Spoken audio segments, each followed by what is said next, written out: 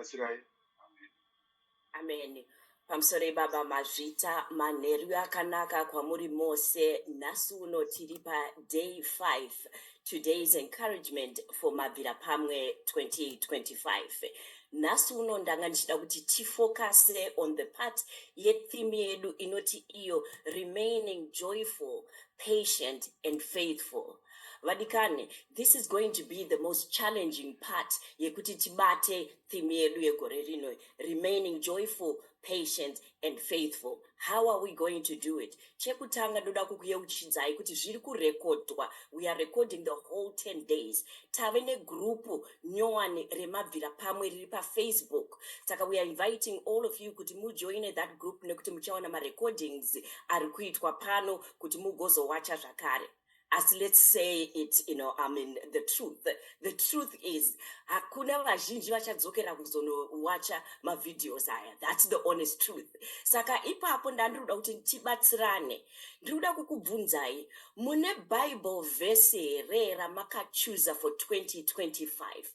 You see, at the beginning of the year, kazhinji tinoti itai magoals, goal setting, mukoseta say, but per faith, ngatiitei something different kana musati mambozviita. Muchat room, which I've seen kuti vanhu vakunyora muchat room, ndoda kuti munyore muchat room your Bible verse yamuri kuchoose for 2025.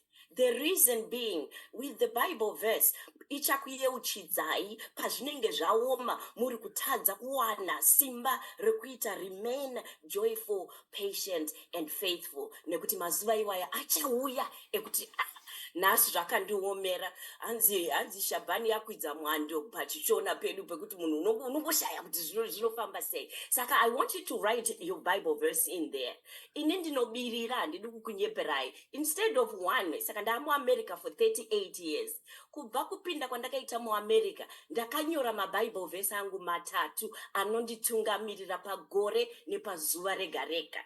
MaBible verse angu anoti iwo Matthew 19 verse 26. Say foreigner, I didn't know how I was going to survive. I didn't know how I was going to make it. Saka Matthew 19 verse 26, with God all things are possible. Ndakada kuzviyeuchidza kuti ndauya kuno ndiri mwana weZimbabwe, ndiri mwana wevhu. Some things are going to not work, but everything will work out together for my own good.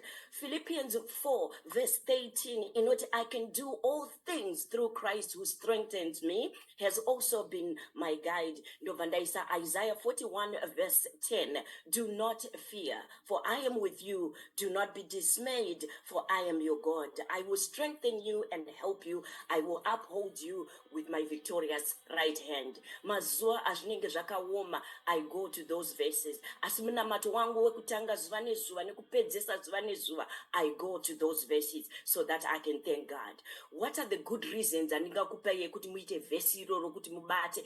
Because I know you will remember this. Mukanyora vhesi renyu mucha remember this part of Mabvira Pamwe, your faith encouragement. Bible verse renyu will remind you to not give up, because there will be moments that will challenge you and you want to throw the towel.